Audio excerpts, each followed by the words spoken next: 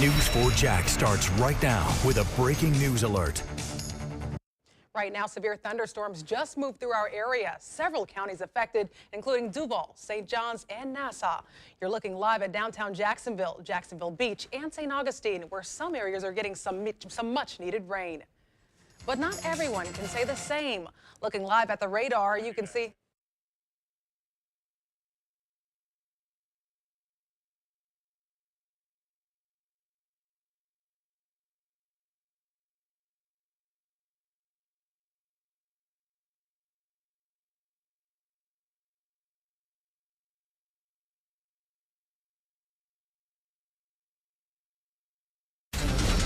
News 4 Jax starts right now with a breaking news alert. Right now, severe thunderstorms just moved through our area. Several counties affected, including Duval, St. Johns, and Nassau. You're looking live at downtown Jacksonville, Jacksonville Beach, and St. Augustine, where some are getting some much-needed rain. But not everyone can say the same. Looking live at the radar, you can see the storm is moving just off our coast now. And this rain is good news in the fight against the West Mims fire. In the past 30 minutes, we got an update from the U.S. Forestry Service. Less than half an hour from now, residents in Charlton County, Georgia, will be able to return home. Evacuation orders there will be lifted at 6:30 p.m. Just 90 minutes ago, we got an update from Nassau County Emergency Management on the West Mims fire. Officials tell us they feel there is no longer an immediate threat to people living there. Now, crews say they have been successful in significantly improving the east boundary containment lines. Here's a map where we got from our emergency management teams to give you some perspective on how big the fire is right now. It's covering more than 150,000 acres. Officials say that improvement, along with changing weather patterns for the upcoming week, has given incident commanders in Nassau County confidence. Emergency management, along with the sheriff's office, are still asking residents, especially those bordering the state of Georgia, to remain vigilant for changing conditions regarding the fire. And we're covering the latest on the fire and today's wet weather. We begin with the Weather Authority's Mark Collins. Mark, a severe thunderstorm warning just expired. That's right, Francesca, and you said it right. Having some of that rain fall on the Okefenokee is helping it slightly, but as you can see, tomorrow is Mother's Day, and in the morning we may have some AM clouds with 10% chance of rain and a high of 84. Monday, Tuesday will be around 90, really clear, beautiful skies. Wednesday, Thursday, and Friday, slightly cloudy with a high in the mid-80s, and Saturday will also be pretty much the same. Back to you, Francesca. And Channel 4's Destiny McKeever is on her way to St. George, where evacuations are being lifted. She joins us now with the latest over the phone.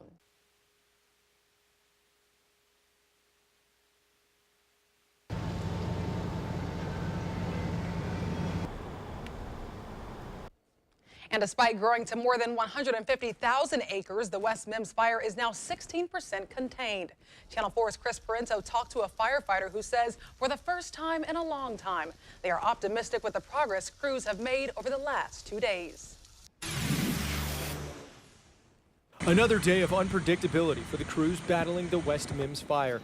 Over the last 2 days, crews have had a chance to strengthen the containment lines they cut earlier this week to protect homes in St. George. Instead of maybe laying back and just holding it, we really attacked it aggressively. So aggressively that on Thursday, the fire was only 12% contained. Now, that is up to 16%. Today is the 38th day that firefighters have been battling this wildfire. And for up-to-date details on the battle against the West Mims fire and potential evacuation orders along the Florida-Georgia state line, head on over to news4jax.com.